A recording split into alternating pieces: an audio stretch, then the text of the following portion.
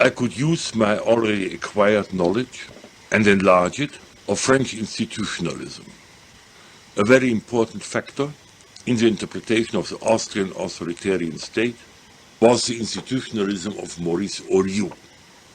Moreover, I had already been branching out into various areas of the history of philosophy, and I was able to recognize in the assumption of a collective entity that would justify the treatment of its members as subordinate beings who had to conform to the ideas of whoever represented the collective entity, parallels to the medieval Averroistic conception of the intellectus unus, of which the mind of human beings was no more than a spark.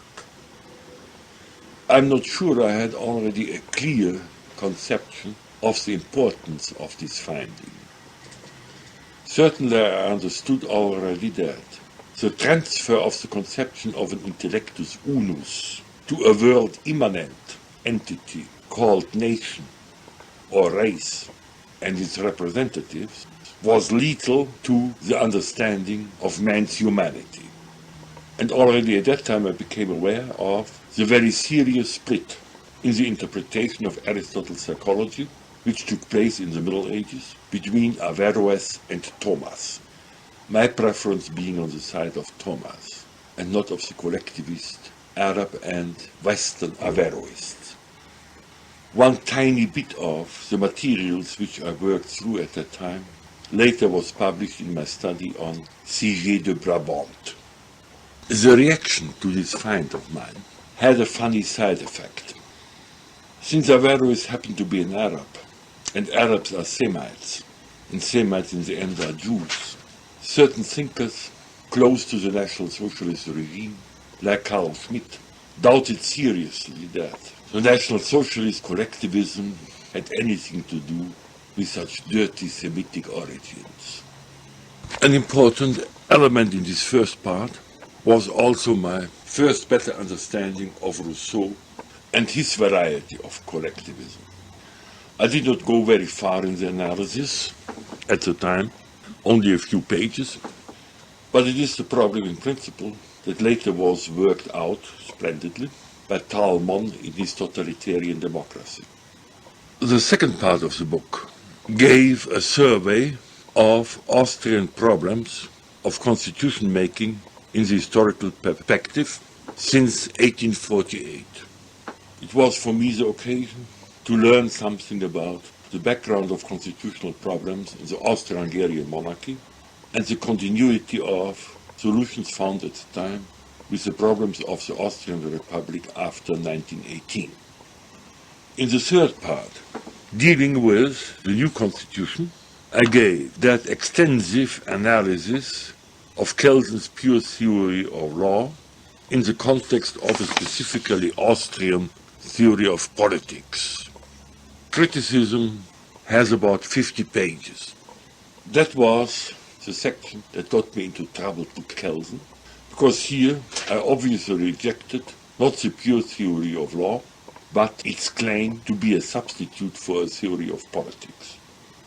I had to stress the inadequacy of a theory of law for understanding political problems and the destructive consequences of the claim that one should not deal scientifically with political problems or could not deal with them on people who believed it.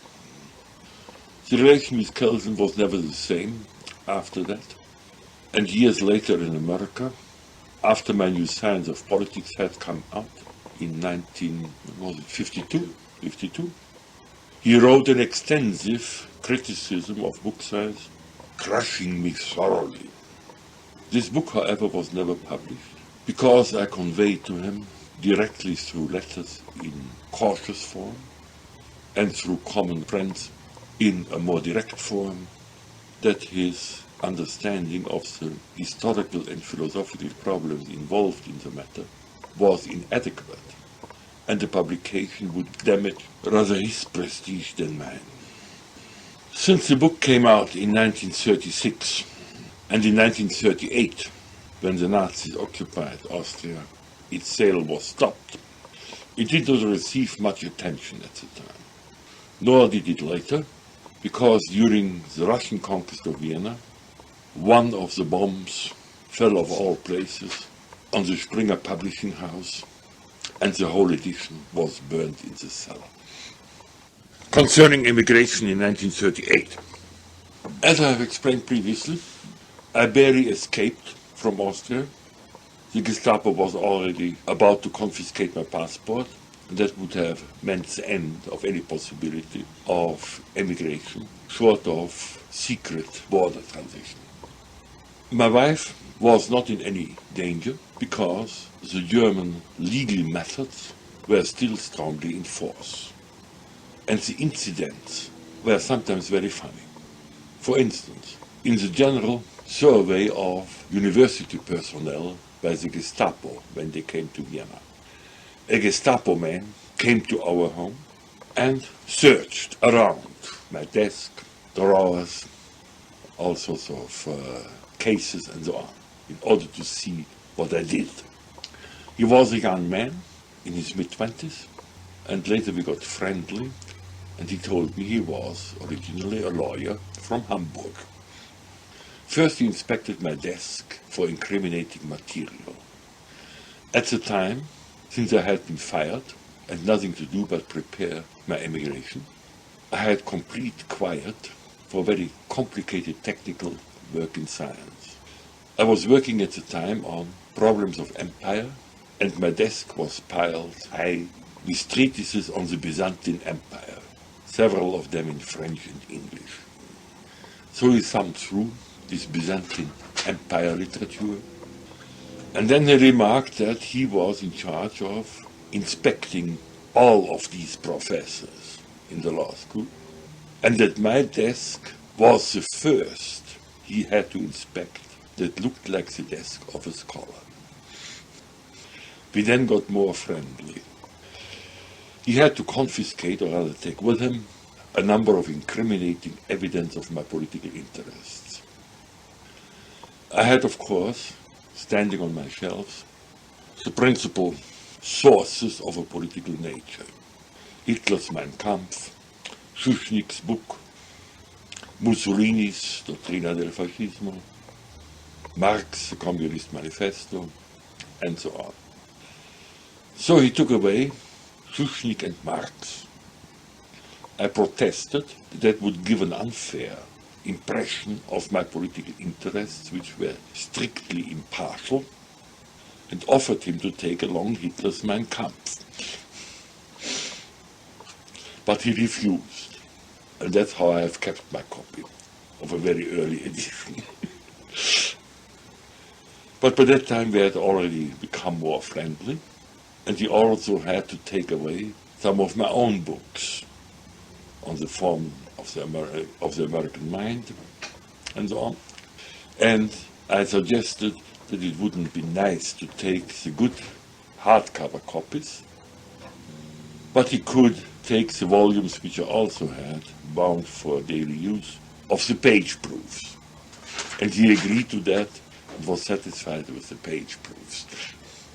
So I could keep my hardcover editions, which I still have.